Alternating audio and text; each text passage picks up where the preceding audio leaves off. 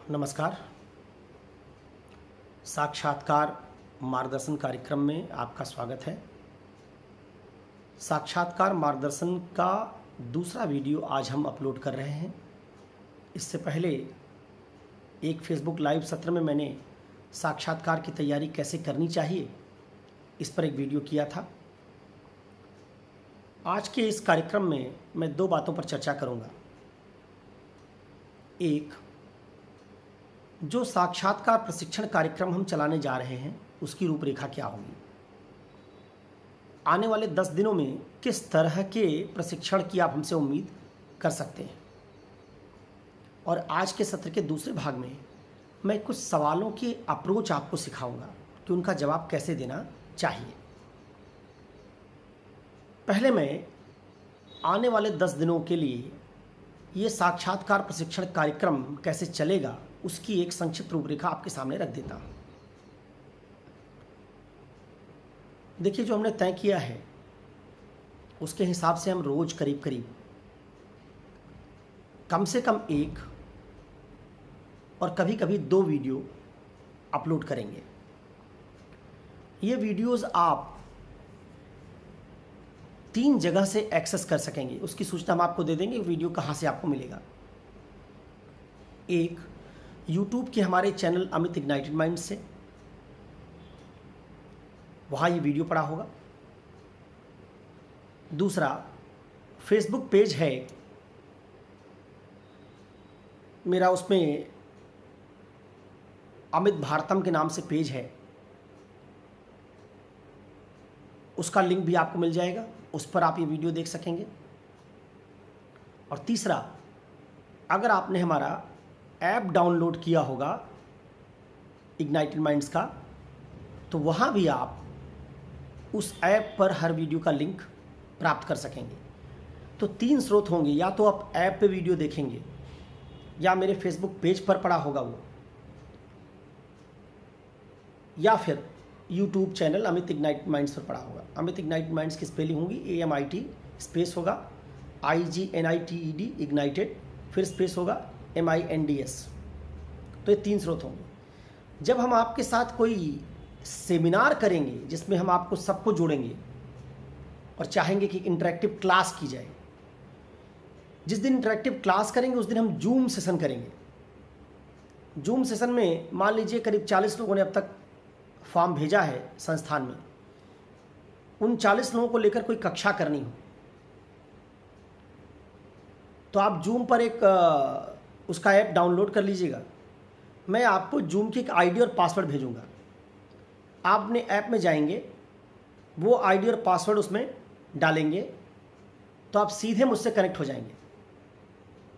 अब वो जो 30-40 लोग होंगे वो मुझे दिखने शुरू हो जाएंगे और वो लोग मुझे देख सकेंगे। फिर एक एक करके आप जो सवाल पूछना चाहेंगे वो सवाल आप पूछ सकेंगे मुझसे, और मुझे कोई कक्षा लेनी होगी तो मैं 30-40 लोगों के साथ एक कक्षा ले सकूंगा। तो इसका मतलब 2 तरह के प्रोग्राम हम साक्षात्कार मार्गदर्शन के लिए करने जा रहे हैं। एक, जिसमें अकेले मैं बोलूँगा, किसी मुद्दे पर चर्चा करूँगा और सेशन अपलोड होगा या तो यूट्यूब चैनल पर या ऐप पर, उसका लिंक होगा, या मेरे फेसबुक पेज पर होगा।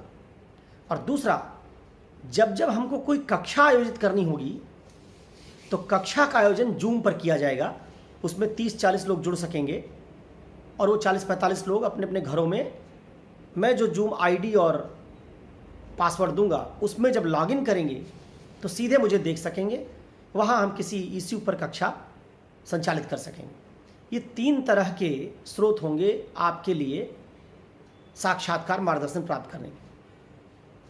जब हम कुछ पढ़ाई कर लेंगे, इंटरव्यू की डेट्स आ जाएंगी, पता चल जाएगा किसका इंटरव्यू कब से शुरू हो रहा है, तो 7-8 जुलाई के आसपास से हम लोग मॉक सेशन करने शुरू कर देंगे। मॉक इंटरव्यू लेंगे।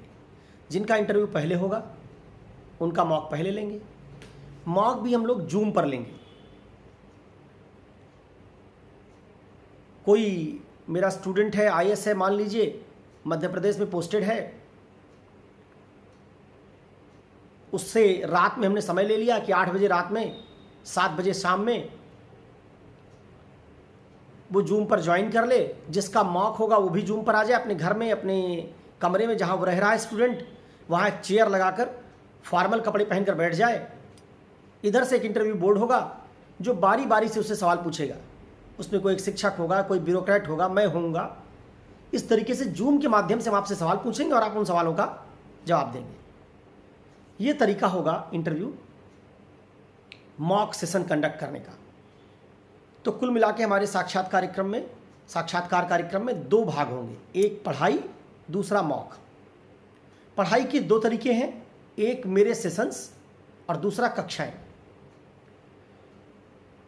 इनकी रूपरेखा समय समय पर आपको अपडेट्स के माध्यम से, जो आपने फॉर्म भरे हैं और एक व्हाट्सएप नंबर आपको दिया गया था 8744082373, उस पर अगर आपने अपने आप को रजिस्टर कर लिया होगा तो उसी व्हाट्सएप नंबर के थ्रू से आपको रोज़ अपडेट्स मिलते रहेंगे कि कब कौन सा सेशन होने वाला है, आप उसको ज्वाइन कर सकेंगे। ज़्यादातर सेशन जो हम लोग करेंगे इंटरव्यू की तैयारी के लिए वो शाम में 7 से 9 या फिर दोपहर में 1 से 3 ऐसे ही होंगे। अगर आप उसमें शामिल नहीं हो पाए हैं तो जब आपको सुविधा हो, रात में 9 बजे 10 बजे अपलोड रहेगा वो सेशन, आप उसको देख सकेंगे। तो ये 2 बातें तो हो गई कि हम आपको इंटरव्यू के लिए कैसे प्रशिक्षित करेंगे, हम क्या मदद करेंगे आपकी। आपसे जो अनुरोध हमारा है वो ये है कि जो व्हाट्सएप नंबर आपको दिया गया है उस पर एक फॉर्म डाला गया था। सारे लोगों ने अभी फॉर्म नहीं भरा है, करीब 40 या 42 फॉर्म अब तक आए हैं। 17-18 फॉर्म लोगों ने सेंटर पर जाकर दिए थे और बाकी फॉर्म लोगों ने भरकर वापस व्हाट्सएप पर भेजे हैं। उस फॉर्म के बैक साइड में आपने देखा होगा एक कॉलम होगा कि आप क्या सवाल पूछना चाहते हैं। तो आपके मन में जो सवाल है, जितने ज़्यादा सवाल आप हमको भेजेंगे उतने सवालों के उत्तर को लेकर हम ये साक्षात्कार मार्गदर्शन सेशन आयोजित कर सकेंगे। तो कुछ सेशन तो मैं करूंगा जो मुझे लगता है कि ज़रूरी सवाल हैं वो आपको तैयार करने चाहिए, और कुछ उम्मीद करूंगा कि आप सवाल भेजिए, हम उन पर सेशन करें।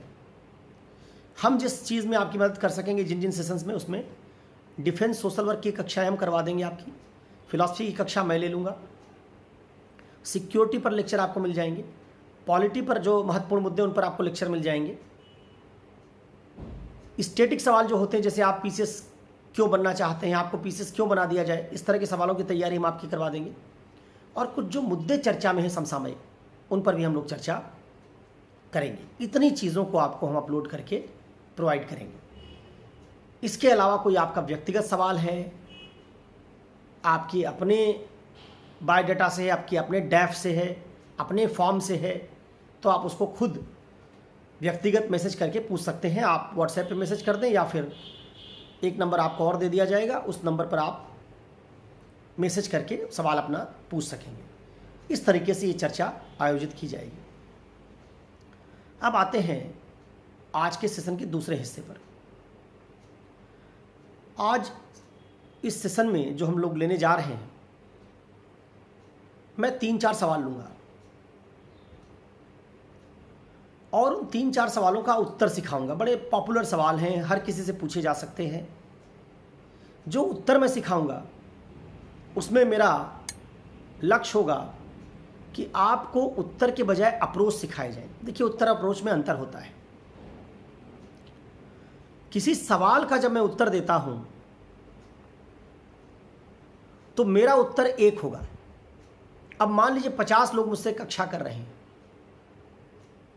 और 50 लोग मुझसे कक्षा करके साक्षात्कार देने चले गए और उनमें 5 लोगों से भी, 50 लोगों में से 5 लोगों से भी वो सवाल पूछ लिया गया और मैंने एक उत्तर दे रखा है, आपने उस उत्तर को रट लिया, तो 5 लोगों ने वही उत्तर वहाँ साक्षात्कार बोर्ड के सामने बिना किसी हेर फेर के दे दिया। और सपोज कीजिए कि बोर्ड जो है 5 लोगों का वो 2 ही है, यानी एक बोर्ड में ही 2-3 लोगों का पड़ गया।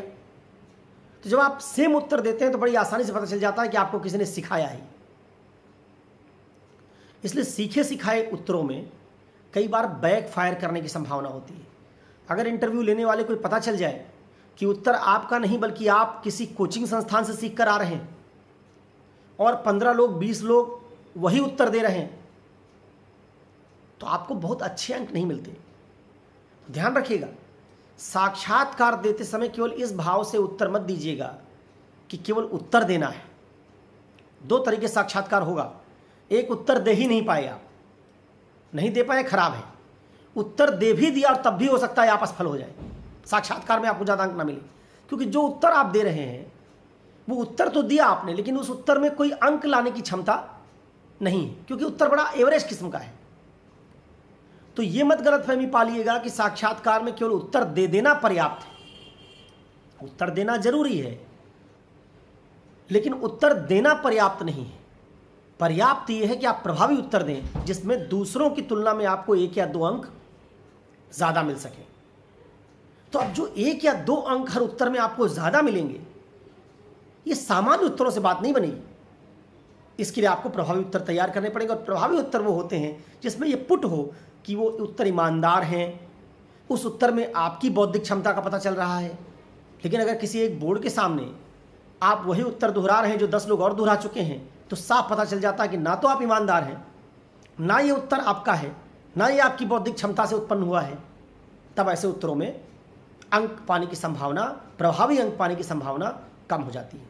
ध्यान रखिएगा, 26-2700 लोग इस बार ऐसे आ रहे हैं इंटरव्यू देने के लिए, जिनमें मुझे उम्मीद है कि कम से कम 2000 लोगों ने पहले यूपीएससी की परीक्षा भी लिखी होगी, और उनमें हो सकता है 1000 लोग ऐसे हों जिन्होंने पहले यूपीएससी का इंटरव्यू दिया हो। अगर 1800 लोग भी ऐसे हुए जिनको पहले यूपीएससी का इंटरव्यू देने का अनुभव है 2800-2900 लोगों में, तो वो जो इंटरव्यू देंगे वो इंटरव्यू प्रभावी हो सकता है।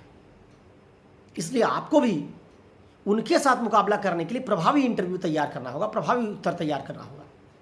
अब इसी को ध्यान में रखते हुए मैं आपको उत्तर के बजाय, एक उत्तर सिखाने के बजाय अप्रोच सिखाऊंगा। अप्रोच का मतलब होता है कि आप एक ही उत्तर को इस अप्रोच से, इस अप्रोच से, इस अप्रोच से दे सकते हैं। फिर आप क्या करेंगे, 50 लोग मान लीजिए मेरी बात सुन रहे हैं, उन 50 लोगों में 10 लोगों को एक अप्रोच अच्छा लगा, उन्होंने उस अप्रोच को तैयार करके उस अप्रोच पर अपना उत्तर लिख लिया।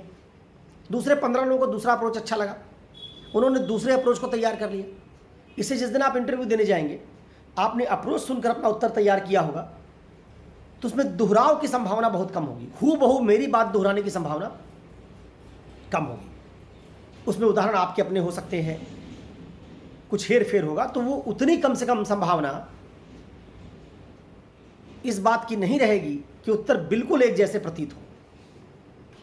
तो आज किन सवालों से हम चर्चा शुरू करेंगे? देखिए, मैंने आपको बता रखा है कि साक्षात्कार में आपसे 2 तरह के सवाल पूछे जाते हैं।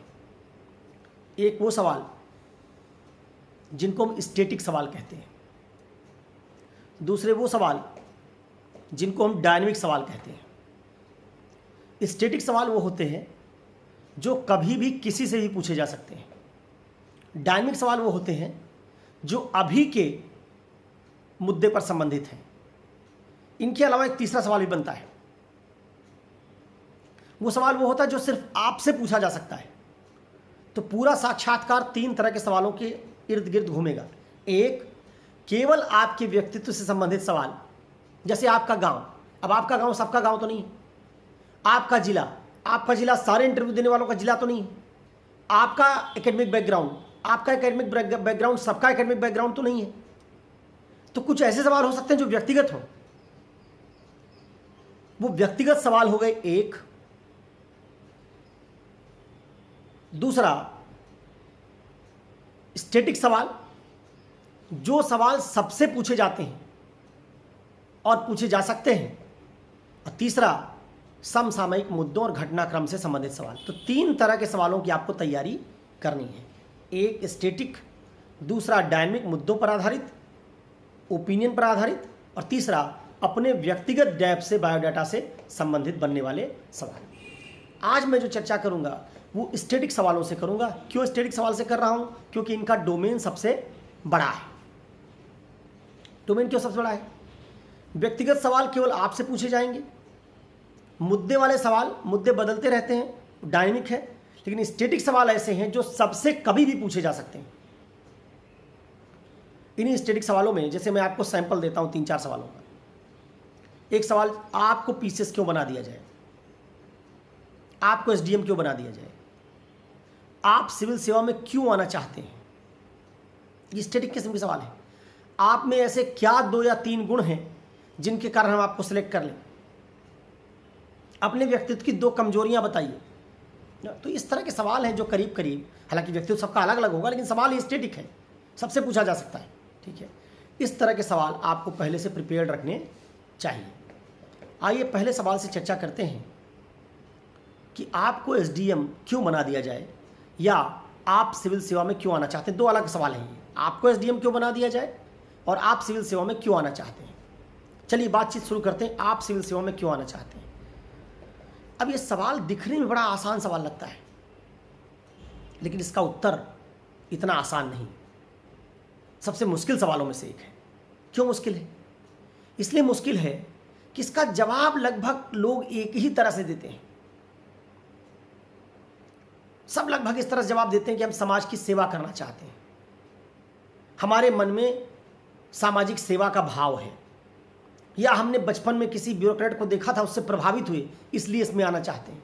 अभी आप पाएंगे 2-3 किस्म के उत्तर हैं रटे रटाए, जो सारे लोग प्रायः सिविल सेवा में क्यों आना चाहते हैं आप इसके जवाब में देते हैं।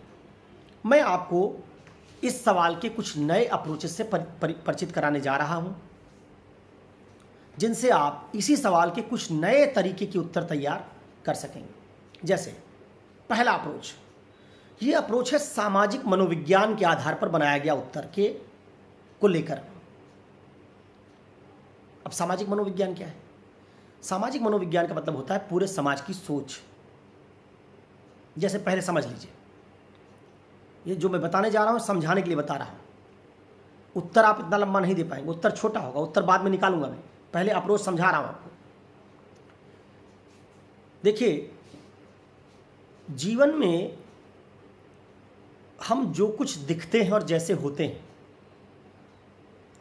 उसमें हमारे चयन का हिस्सा प्रायः 5-10% होता है और हमारे समाज का हिस्सा 90% होता है। जैसे मान लीजिए आप एक जैन हैं, जैन परिवार में पैदा हुए, और जैन परिवार में पैदा होने के कारण आप मांसाहारी नहीं हैं, तो मांसाहार ना करने का जो आपका ये व्यवहार है, वो व्यवहार आपका चुना गया नहीं है, वो जैन समाज का व्यवहार है, जैन समाज के मनोविज्ञान से उत्पन्न व्यवहार है, जिसको आपने सीख लिया। आपका जन्म उसी जैन परिवार के बजाय किसी मुस्लिम परिवार में हुआ होता तो आप मांसाहार खाने का व्यवहार कर रहे होते। तो अब जरा सोच के बताइए कि जितने लोग समाज में शाकाहारी हैं और जितने लोग मांसाहारी हैं, क्या ये सब शाकाहार और मांसाहार केवल अपनी मर्जी से चुनते हैं? नहीं, ये सब अपनी मर्जी से नहीं चुनते। आप एक ब्राह्मण परिवार में पैदा हुए, आपके घर में पुरोहिताई होती है, परिवार में मांस खाने को हमेशा से बुरा बताया जाता रहा। इस पारिवारिक मनोविज्ञान ने क्या कर दिया? आपको मांसाहार से दूर कर दिया। आप जैनी हैं, आपको मांसाहार से दूर कर दिया। लेकिन अगर आप नॉर्थ ईस्ट के समाज में पैदा हुए, अरुणाचल प्रदेश में, नागालैंड के, तब एक भी आदमी आप ऐसा नहीं ढूंढ पाएंगे जो शाकाहारी। अगर आप चीन में पैदा हुए होते तब तो आप बकरा और मुर्गा छोड़िए, केकड़ा, मेढक, छिपकली, चूहा, सांप सब खा रहे होते। तो आप जो खाते हैं वो क्या आप तय करते हैं क्या?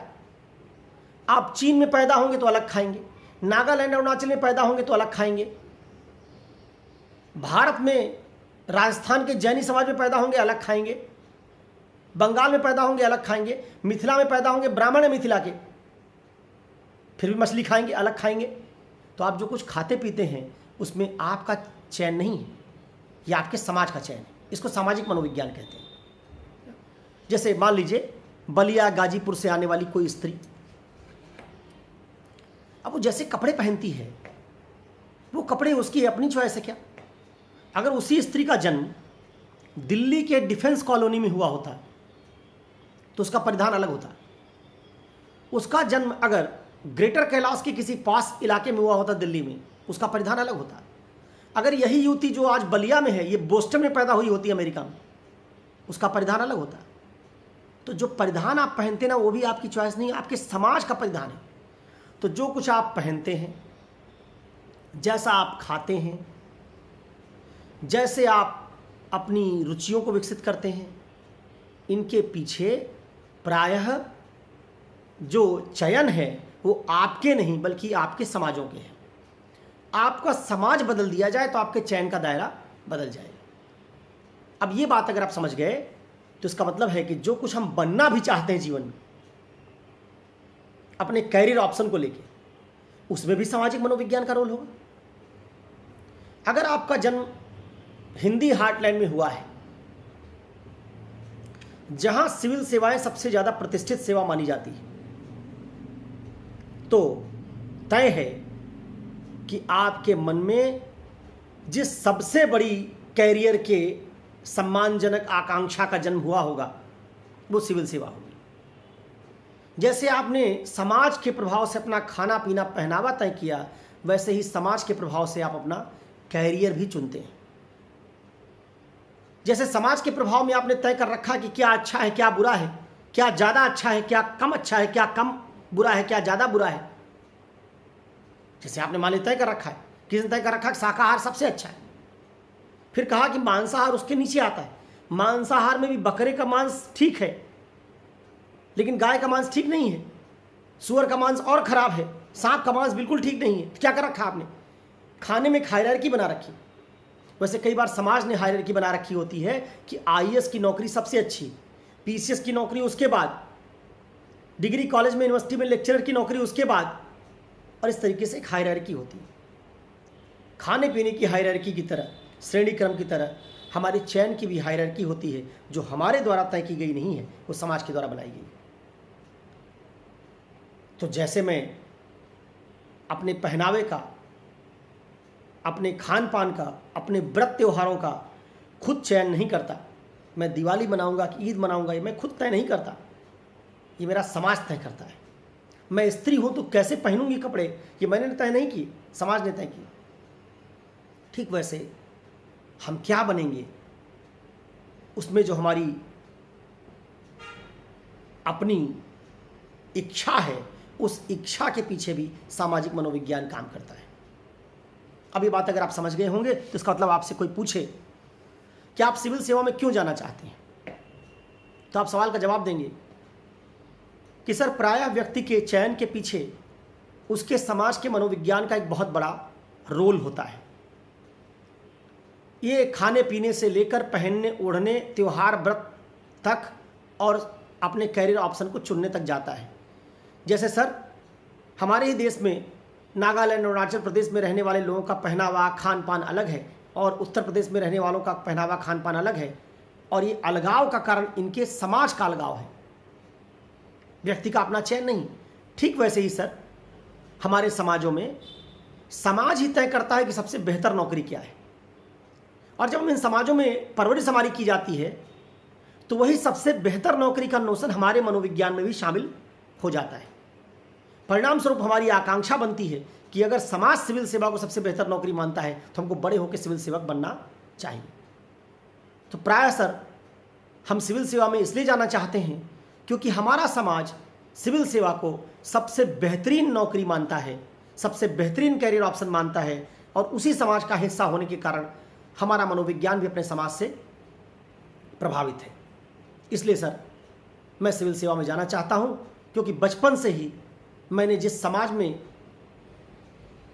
जिसका मैं भाग रहा हूं, जिस समाज में मेरी परवरिश हुई, जिस समाज में मैं जिया हूं, पला बढ़ा हूं, उस समाज में इससे ज़्यादा बड़ा कैरियर ऑप्शन और मैंने कोई सीखा और समझा नहीं है। ये एक तरह का उत्तर है जो आप दे सकते हैं कि आप सिविल सेवा में क्यों जाना चाहते हैं। ये उत्तर नहीं बल्कि अप्रोच है जिसमें मैं मनोविज्ञान का प्रयोग करते हुए आपको इस उत्तर को दे रहा हूं। इसी में आपसे काउंटर क्वेश्चन क्या हो सकता है, जब भी कोई सवाल सीखें तो काउंटर क्वेश्चन भी सीखें। वो पूछेंगे कि अगर तुम समाज से इतना प्रभावित हो और सामाजिक मनोविज्ञान को ही अपना लोगे तो समाज तो रूढ़ियों का भी गढ़ है, फिर क्या सामाजिक रूढ़ियां भी तुम्हारे अंदर शामिल है, सारी समाज की बुराइयां भी तुम लेकर चल रहे हो? आप कहेंगे नहीं सर, समाज जब हमको कुछ सिखाता है, कोई मनोविज्ञान बनाता है, तो उसके पीछे हम दो तरह के मनोविज्ञान पाते हैं। एक वो जिन मनोविज्ञानों का समाज आधार है और जिनका तर्क से समर्थन भी हो सकता है। दूसरा वे सामाजिक मनोविज्ञान जो समाज ने बनाए तो लेकिन जिनका तर्क से विरोध होता है।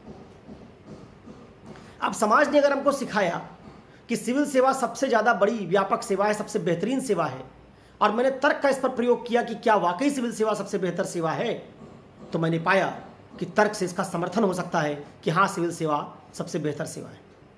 तर्क इसका खंडन नहीं करता, तो ऐसे सामाजिक मनोविज्ञान को हम स्वीकार कर लेते हैं। लेकिन अगर समाज हमको सिखाए मनोविज्ञान के तौर पर जातिवाद, जाति प्रथा, हम तर्क से देखने जाएं तो हम पाएंगे पूरी दुनिया में कहीं जातिवाद, जाति प्रथा नहीं है। हमारे संविधान के लिहाज से भी जाति भेद अनैतिक है। इसका मतलब जाति भेद का तर्क से खंडन हो जाता है। तो भले ये सामाजिक मनोविज्ञान का हिस्सा हो, हमको इसको नहीं मानना चाहिए। तो सर, समाज दो तरह के मनोविज्ञान बनाता है। एक वो जो सामाजिक मनोविज्ञान है और जिनका तर्क से समर्थन भी होता है, दूसरे वे सामाजिक मनोविज्ञान जिनका तर्क से, संवैधानिक नैतिकता से विरोध होता है। हमको उन सामाजिक मनोविज्ञानों को स्वीकार कर लेना चाहिए, मान लेना चाहिए, प्रभावित होना चाहिए, जो समाज ने सिखाए भी हैं और जिनका तर्क से समर्थन हो सकता है, और उनको छोड़ देना चाहिए जो समाज ने सिखाए तो जरूर, लेकिन अब बदले हुए समय में उनका तर्क से समर्थन करना संभव नहीं है। तो जब भी कोई सवाल या उत्तर सीखें तो ध्यान रखें उसके साथ बनने वाले काउंटर क्वेश्चंस भी सीखने चाहिए। पहला सवाल हम लोग डिस्कस कर रहे हैं, क्या सवाल है? आप सिविल सेवा में क्यों जाना चाहते हैं? एक उत्तर मैंने किस आधार पर दिया? निर्धारणवाद। इसको निर्धारणवाद कहते हैं। निर्धारणवाद क्या होता है? कि सब कुछ जो सर हम चुनते हैं उसका बहुत बड़ा हिस्सा हमारे समाज, हमारी संस्कृति के स्रोतों, तत्वों से पहले से निर्धारित होता है। तो जब मैं किसी समाज में जन्म लेता हूं तो समाज की परंपराओं, मान्यताओं, संस्कृतियों के आधार पर मेरे बहुत सारे चयन पूर्व निर्धारित होते हैं।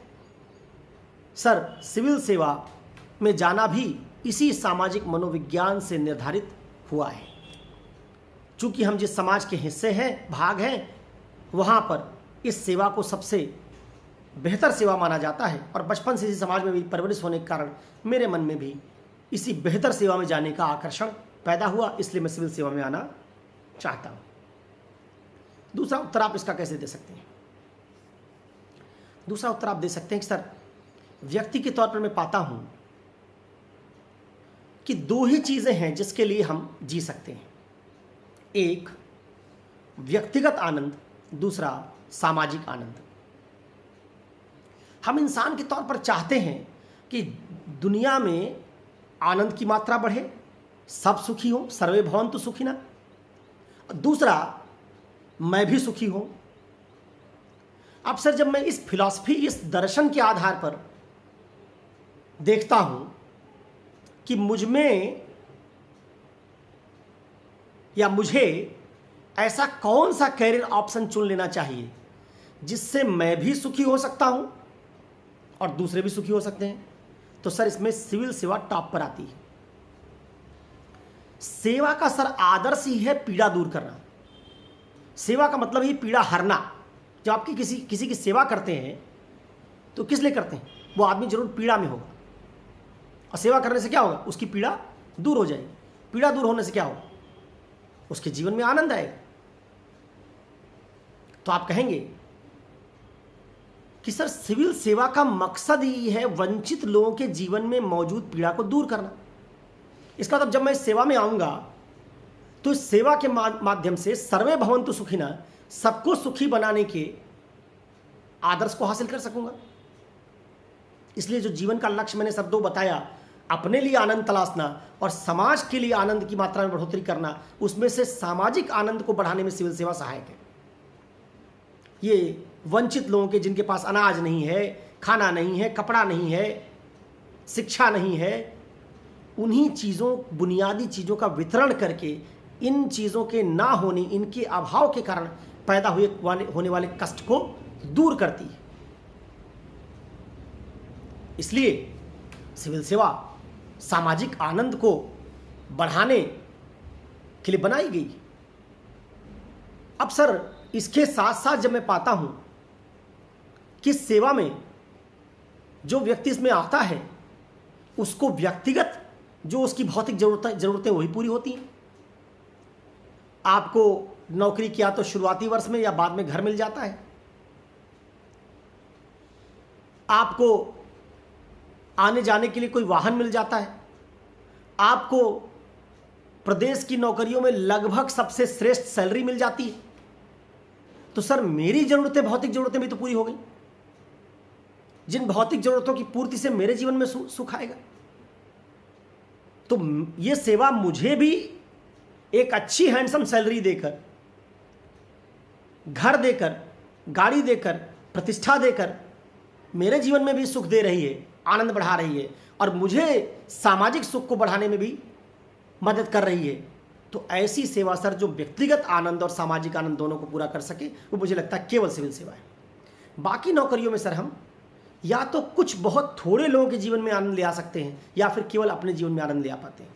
मैं किसी कंपनी के लिए काम करूंगा सर, तो उस कंपनी के मालिकों के सुख में बढ़ोतरी करूंगा और सैलरी पाकर अपने जीवन में सुख ले आऊंगा। लेकिन सिविल सेवा में जब मैं काम करूंगा सर, तो पूरे प्रदेश में अलग अलग जिलों में जहाँ जहाँ जाऊँगा, तहसील में जहाँ जहाँ जाऊँगा, अपने पूरे नौकरी के दौरान मैं लाखों लोगों के जीवन में आनंद की मात्रा बढ़ा सकूँगा।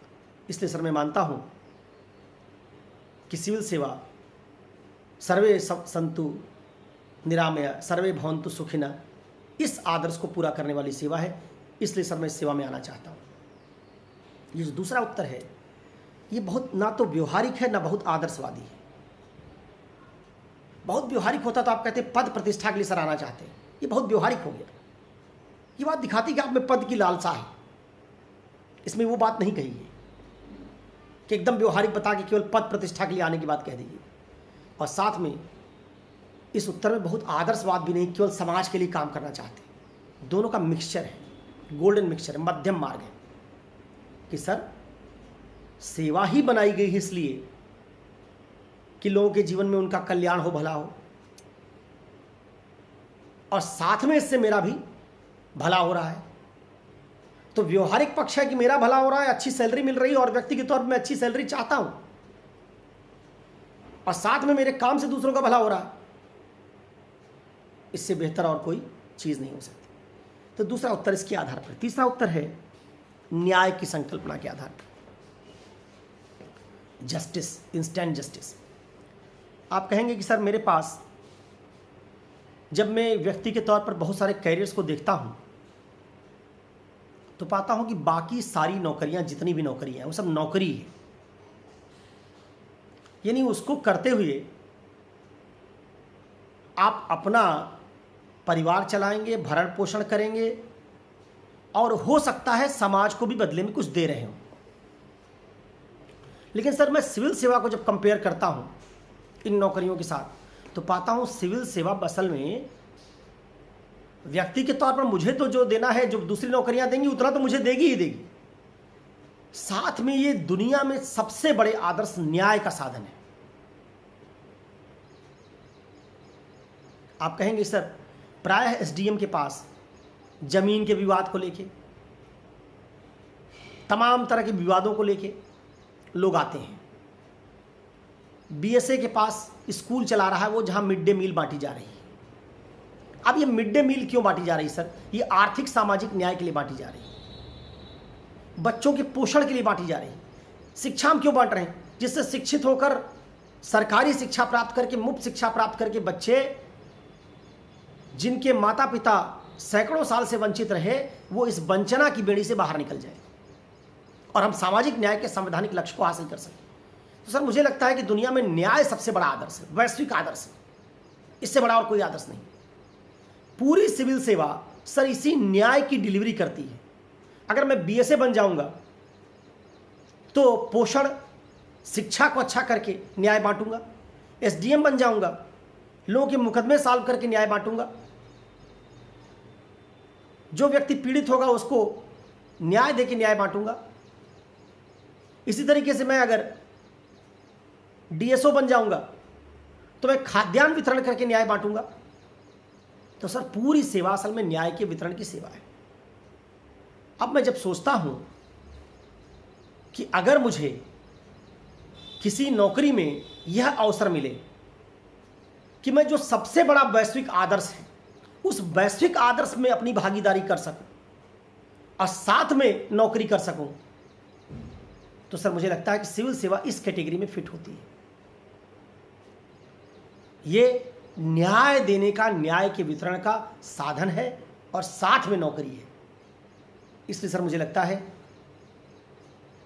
कि सिविल सेवा को मैं सब। तो इस तरह से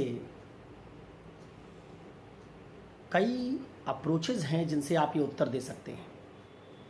आपने जो कुछ परंपरागत उत्तर सीख रखे हैं कि इन सेवाओं में